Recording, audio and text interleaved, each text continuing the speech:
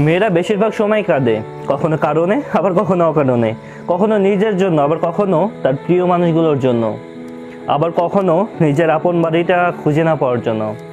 মেয়েরা আসলে অভিনেত্রী ভাই, কারণ তারা নিজেদের কথা চিন্তা না করে অন্যর ভালোর জন্য নিজের ভালো থাকা খারাপ থাকা সবগুলো মেরে ফেলে। মেয়েরা সত্যি অনেক মিথ্যাবাদী, কারণ তারা নিজের মধ্যে হাজারটা দুঃখ কষ্ট রেখে সবাইকে বোঝায় যে তারা আসলে ভালো আছে। মেয়ে হয়ে জন্ম নেওয়াটা অনেক সহজ ভাই, কিন্তু বিশ্বাস কর, মেয়ে হয়ে বেঁচে থাকাটা অনেক কষ্টকর। কারণ তাদের হাসতে গেলেও ভাবতে হয়, আর তাদের কাঁদতে গেলেও ভাবা লাগে।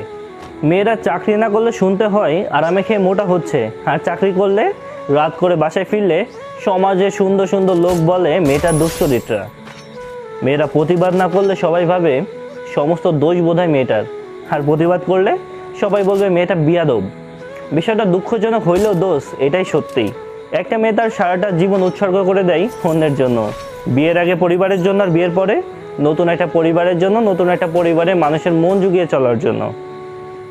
তারপরেও একটা মেয়ে বুঝতে পারে না যে তার আসল পরিবারটা কোনটা।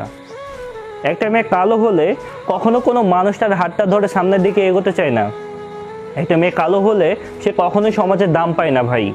একটা মেয়ে দেখতে কালো হলে সে কখনোই লোক সমাজে ছবি তুলতে পারে না, লজ্জা পায়। কারণ কিছু সাদা চামড়ার সুন্দর মানুষ আছে যারা কিনা দূর থেকে হাসাহাসি করে। লোকে বলে মেয়েদের নাকি কোনো নিজস্ব বাসা বাড়ি হয় না, কিন্তু সত্য কথা বলতে কোনো মেয়ে ছাড়া কোনো বাসা বাড়ি সম্পূর্ণ হয় না ভাই।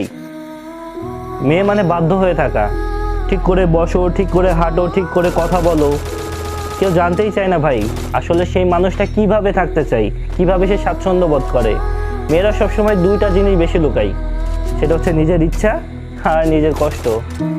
শুধু মা এবং বোন না ভাই, নারী যেভাবে থাকবে সে অবস্থায় তাকে সম্মান এবং শ্রদ্ধা করা উচিত।